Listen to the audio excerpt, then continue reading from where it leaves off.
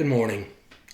Robert Wells was a composer who was living in the San Fernando Valley in California. It was back in 1946. And it was in July, and it was one of the hottest days of the year. They were sweltering. It was the kind of thing, back in 1946, they didn't have air conditioning.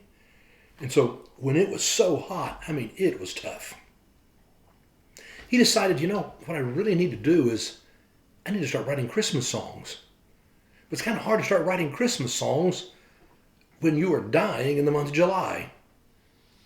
And yet, he felt that's really what he needed to do, to imagine what it was going to be like that year at Christmas. So he started trying to work on a song. He'd been working a little while when his friend Mel Torme came by. And when Mel Torme came by, he came in and he said, "Man, it is hot." Yes, it is hot. He sat down with him at the piano, though, and looked at what he was writing, and he went, "That's good. I think we can make a song out of that." And so the two men sat down at the piano and began working together, and in 45 minutes, they'd written a song.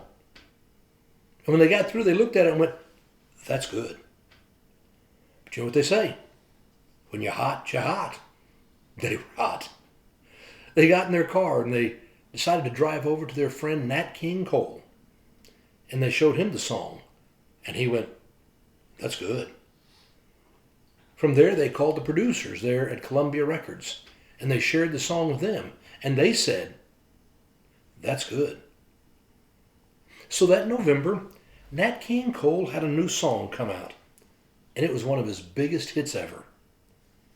Chestnuts roasting on an open fire, Jack Frost nipping at your nose, Yuletide carols being sung by a choir, and folks dressed up like Eskimos. They wrote that on the hottest day in July because they could imagine something different. They knew something would be coming, even when everything they were experiencing said that's not going to be the case.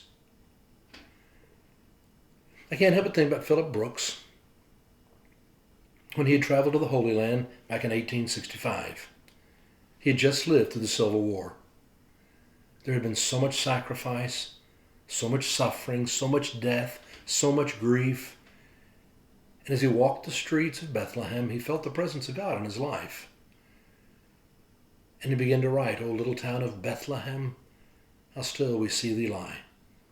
Above thy deep and dreamless sleep, the silent stars go by. Yet in thy dark street shineth an everlasting light. The hopes and fears of all the years are met in thee tonight." It was that night that Philip Brooks was beginning to imagine a different future. In spite of all that he had lived through and all the circumstances, he could imagine something different. Right now, you and I have been living through this pandemic.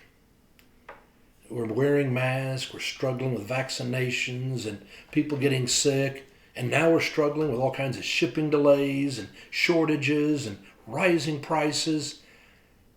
And it sure is easy in the midst of all that to fall into a sense of discouragement, a sense of sadness, a sense of anger. But it's because of a baby born in Bethlehem that you and I can imagine something different. That you and I can envision a new day and a better day. In spite of all the circumstances around us, we still can envision a different day because we're the people of hope, because of a baby born in Bethlehem. As we move ever closer to Christmas, I pray that your heart is experiencing the love and the grace of Christ so that we are going to be ready for a baby to be born soon. Have a great day.